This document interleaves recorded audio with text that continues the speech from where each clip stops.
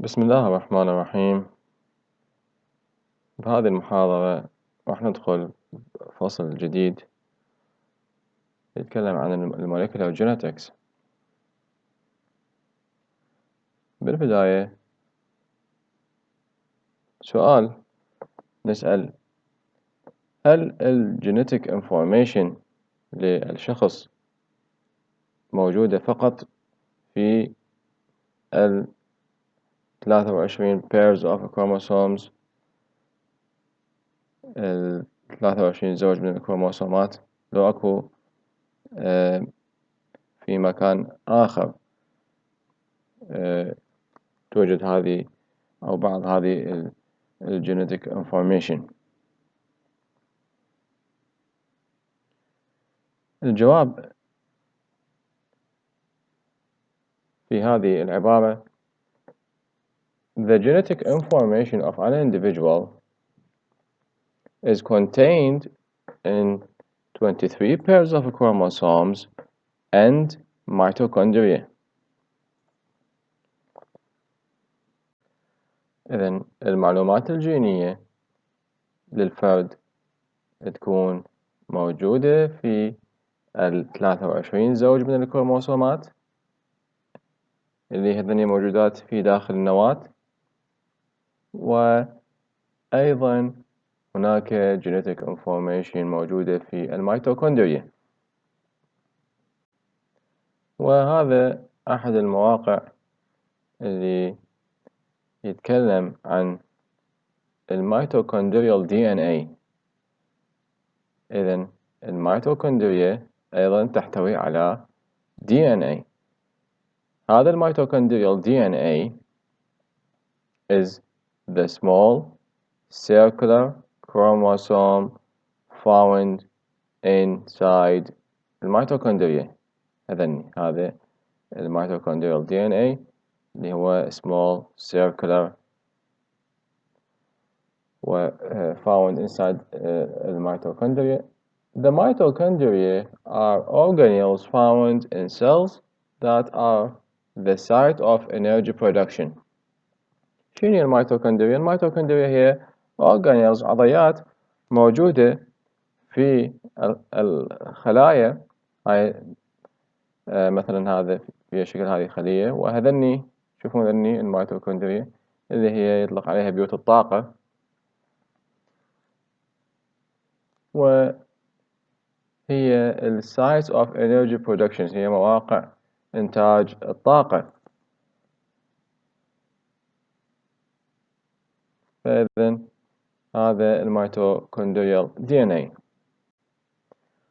وبالنسبة للأزواج 23 من الكروموسومات، one member of each chromosome pair is from mother, the other is from father. فكروموسوم واحد من كل زوج من الكروموسومات يكون من الأم والآخر من الأب. Father or mother transmits each of the two chromosomes with equal probability. إذن الأب أو الأم ينقل كل من الكروموسومين باحتمالية متساوية.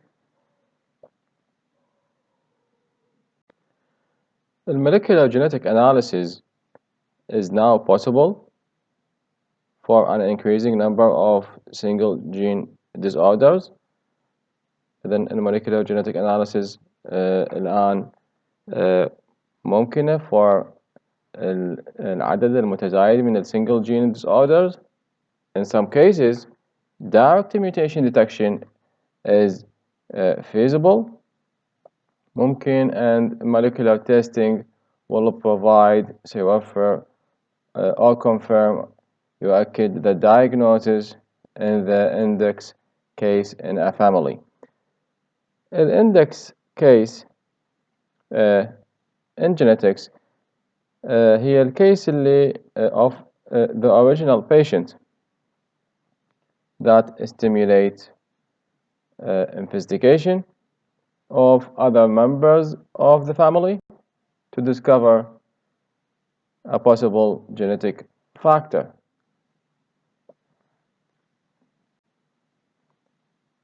Epigenetic effects are inherited molecular changes that do not alter DNA sequence. أكو ما يسمى بالتأثيرات الإبيجينيتيك اللي هي تغيرات جزيئية موروثة that do not alter DNA sequence. ما تغير ال DNA sequence تسلسل ال DNA. These can affect the expression of genes or the function of the protein product. وهذه ممكن تأثر على ال expression of genes تعبير الجينات أو وظيفة البروتين المنتج. Include تشمل DNA methylation and alteration تغيير of chromatin configuration or protein conformation. الآن نتكلم على موضوع structure of chromosomes. It is always coiling and folding.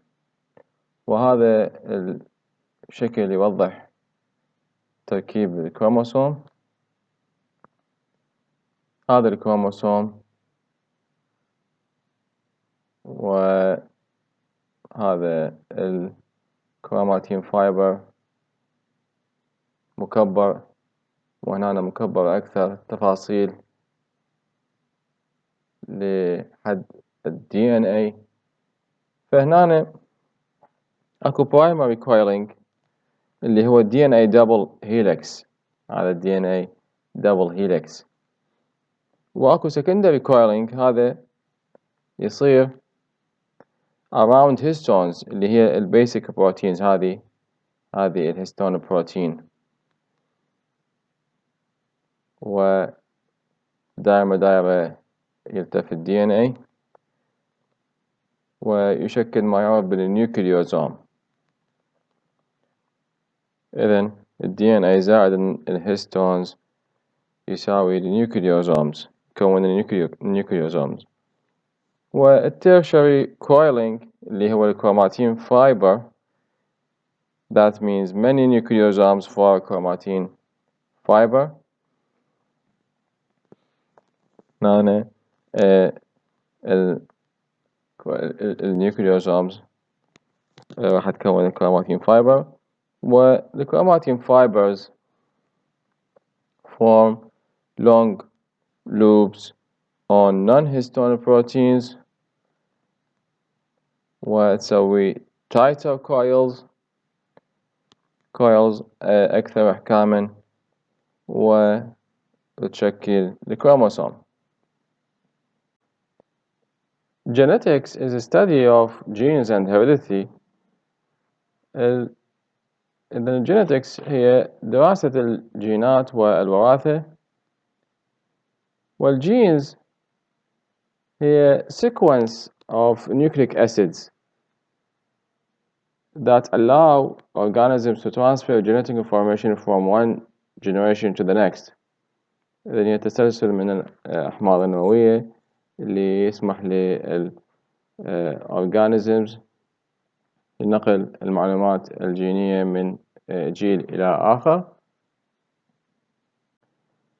تشوفون هنا في هذا الشكل أيضا هذه جين، هذه المنطقة، هذا التسلسل في ال DNA من هذه المنطقة لهذه المنطقة كمثال على أنه هذه جين وهذه أيضا جين أخرى. إذن هي sequence of nucleic acids.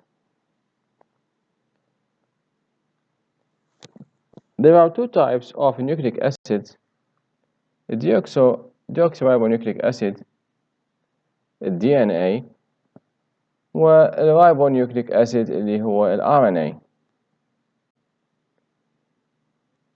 Nucleic acids are composed of nucleotide monomers. إذن النيوكليك acids مكونة من nucleotide monomers. The nucleotides contain 3 parts: a nitrogenous base, a 5-carbon sugar, و a phosphate group. طبعا ذني مواضيع مهمة تراكيب الأحماض النووية DNA والRNA. وهذا الشكل التوضيحي للنيوكليوتايد من أحد المواقع. هذا تشوفون هنا النيوكليوتايد متكون من نيتروجينوس بيس، أنا كمثال هذه نيتروجينوس بيس وشوجر وفوسفيت جروب، هذا يسمى بالنيوكليوتايد. وهذا النيوكليوتايد هو مكبر من هذا النيوكليوتايد اللي هو جزء من تسلسل من النيوكليوتيدات اللي مكونة لل DNA. شوفوا هذه النيوكليوتيدات متجاورة ومتسلسلة. ذني كمثال على النيوكليوتيدات. ذني هنا البيس النيتروجينوس بيسز، وهذا الشوجر وهذا الفوسفيت، وهذا الشوجر والفوسفيت يصيحوا له الشوجر فوسفيت باك بون.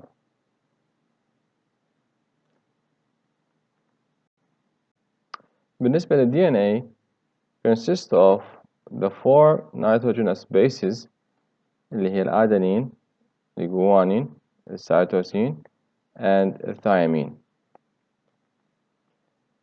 In double-stranded DNA, adenine pairs with thymine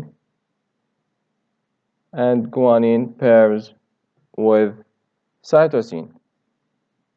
نرجع لهذا الشكل التوضيحي لتركيب ال DNA. وهذني nitrogenous bases اللي عنده ال DNA يتكون من 4 nitrogenous bases اللي هي الأدينين والثيامين والجوانين والسيتوسين. وقلنا في الدبل ستراند، هذا ستراند من هنا وهذا ستراند الثاني دبل ستراند. في الدبل ستراند DNA الأدينين pairs with thymine والجوانين pairs with cytosine. شوفون هنا أيضا هذا الأدينين pairs with thymine وهنا الجوانين pairs with cytosine. A single stranded folded onto itself rather than a paired double strand. The RNA contains the nitrogenous bases اللي هي الأدينين، الجوانين، السيتوسين and اليوراسيل.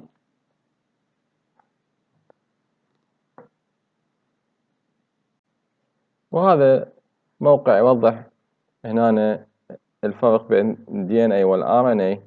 هنا ال DNA هو يكون double helix بينما ال RNA يقول single strand. ال DNA يكون double stranded، ال RNA يكون single strand.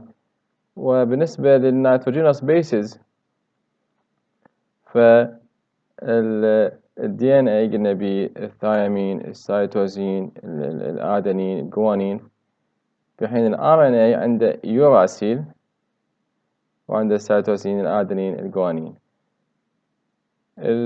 السيتوسين والأدينين والجوانين هنا نفسهن ما عدا ال RNA بيوراسيل في حين ال DNA بالثيامين. When DNA is transcribed into an RNA during DNA transcription, the guanine pairs with cytosine and the adenine pairs with uracil. وهذا الموقع يوضح عملية الترانسكريبشن. هذا تشوفون هنا ال DNA الدبل ستراند DNA دبل هيلكس، وهنا في هذه المنطقة مفتوح هذا الهيلكس، وصار عملية ترانسكريبشن. هنا بدنا نصنع ال RNA، هذا شريط ال RNA وهذا ال DNA. بعملية الترانسكريبشن الجوانين هذا الجي pairs with cytosine، والآدنين pairs with uracil بالRNA.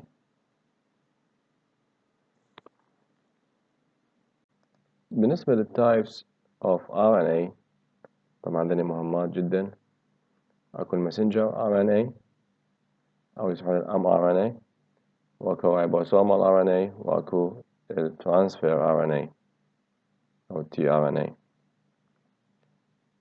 الماسنجر RNA contains the information on the primary sequence of amino acids in a protein to be synthesized. هذا يحتوي على معلومات عن التسلسل الأساسي للأحماض الأمينية في البروتين المراد تصنيعه.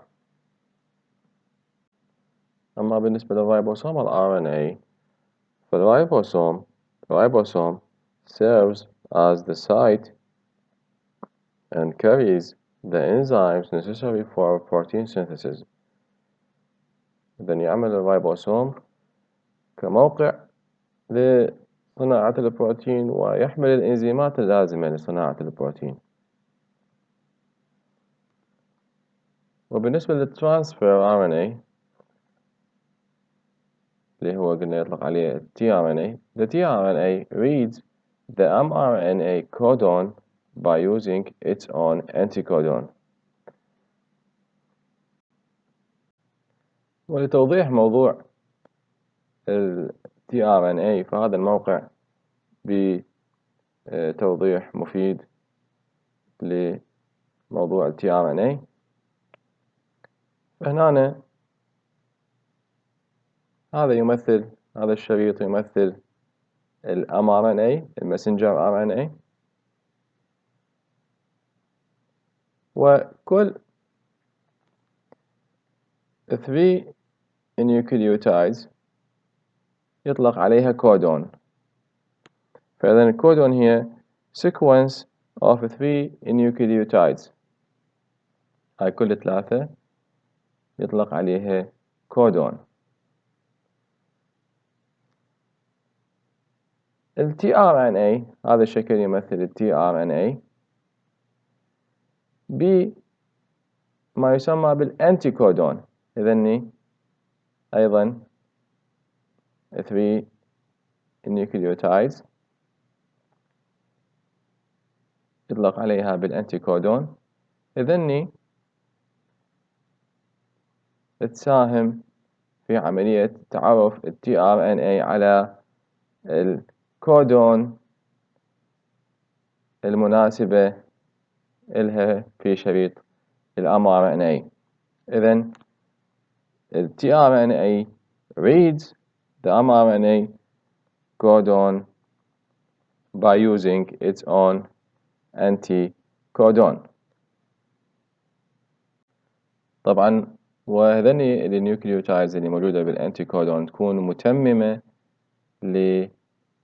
للنيوكليوتايدز اللي موجودة بالكودونز بالmRNA. فمثلا السي يجي على الجي، اليو يجي على الاي، السي يجي على الجي. فإذا ال tRNA هو small RNA molecule that participate تساهم في البروتين synthesis في صناعة البروتين. Each tRNA molecule كل جزيئة tRNA has 2 important areas بها منطقتين مهمات. A trinucleotide region called the anticodon، هاي المنطقة اللي قلنا عليها the trinucleotide region تسمى بالانتيكودون، and a region for attaching a specific amino acids، وعندها منطقة ل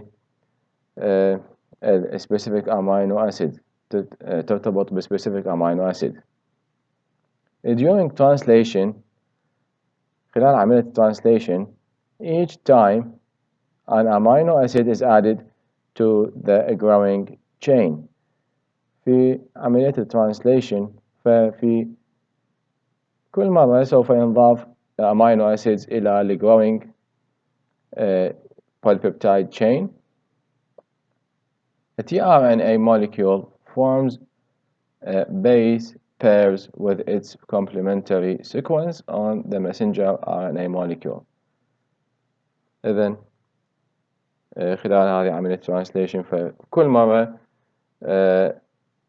من ينضاف amino acids إلى ال growing chain ال tRNA molecule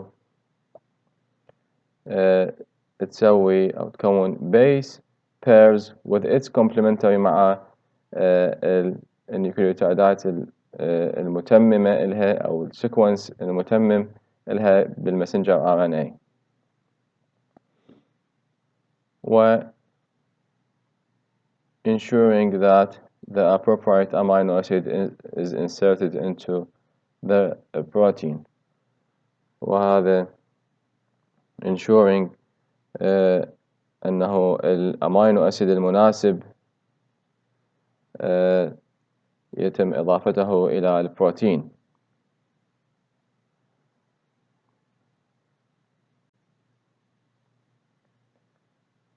هذه الأمينو أسيدز اللي تنضاف إلى هذا ال growing polypeptide chain. الآن نأخذ الموضوع المهم الآخر اللي هو البروتين biosynthesis. هناك عمليتين جدا مهمات هي عملية الترانسكريبشن والعملية الأخرى عملية الترانسليشن. في عملية الترانسكريبشن اللي هي the process of making an RNA copy of a gene sequence. إذن هي عملية صنع نسخة RNA من تسلسل الجين of a gene sequence. و this copy called a messenger RNA mRNA. هذه النسخة تسمى بالمسنجر RNA أو mRNA و leaves the cell nucleus and enters the cytoplasm. هذه تترك نواة الخلية وتدخل في السيتوبلازم where it directs the synthesis of the protein which it encodes. حيث يوجه صناعة البروتين اللي هو راح يسوي له encoding اللي يشفره. وهذا هنا الفيجر يوضح هذا عملية الترانسكريبشن. هنا في هذه الجزء من ال DNA molecule هذا يمثل جزء من DNA molecule double stranded DNA helix. وهنا على سبيل المثال اكو جينات، هاي جين 1 وهاي جين 2 وهاي جين 3. وهنا جزء من هذا الجين مكبر، هذا DNA strand شريط من DNA راح يعمل كتمبلت كقالب لصناعة المسنجر RNA هذا mRNA في عملية transcription. فإذن الترانسكريبشن هي عملية making an RNA copy صنع نسخة من RNA تسمى بالmRNA of a gene sequence. وهذا الجين sequence اللي موجود في ال DNA.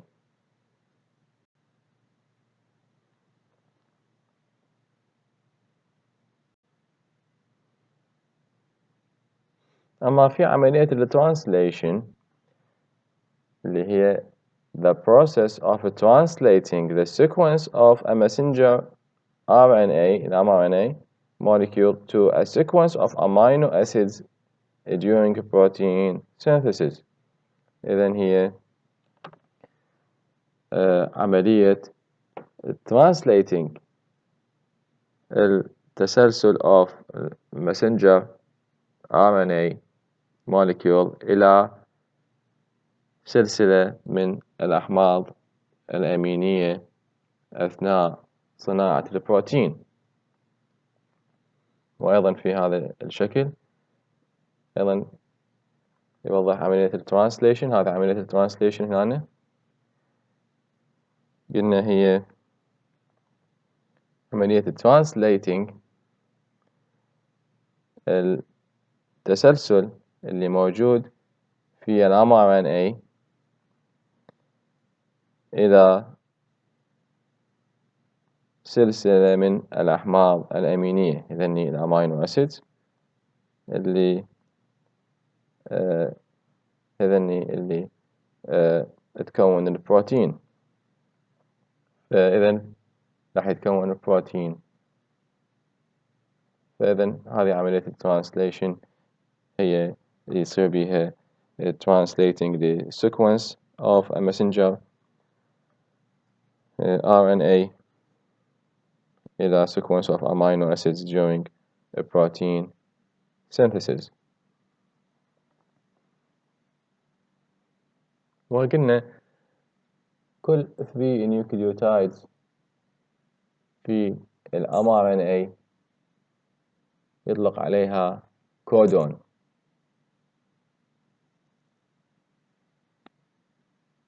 فإذا الكودون a sequence of 3 nucleotides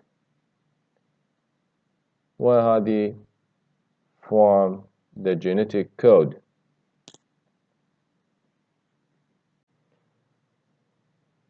والكودون هو أيضا التراينيوكليوتايد sequence of DNA أيضا DNA or RNA. إذن هو الكودون is a trinucleotide sequence تسلسل من 3 nucleotides of DNA أو ال RNA that corresponds to a specific amino acid. هنا أيضا نشوفه في هذا الشكل. هذا mRNA وهذني كودونات كودون 1 كودون 2 كودون 3 ولكل كودون أكو amino acid corresponds to a specific amino acid. The genetic code describes the relationship between the sequence of base pairs in a gene and the corresponding amino acid sequence that it encodes. Then the genetic code أو الكود الجيني أو الشفرة الجينية هي تصف العلاقة بين تسلسل البيس بيرز اللي موجود في الجين مع التسلسل الأحماض الأمينية المقابل الذي يشفره. هذا الجينيتيك كود.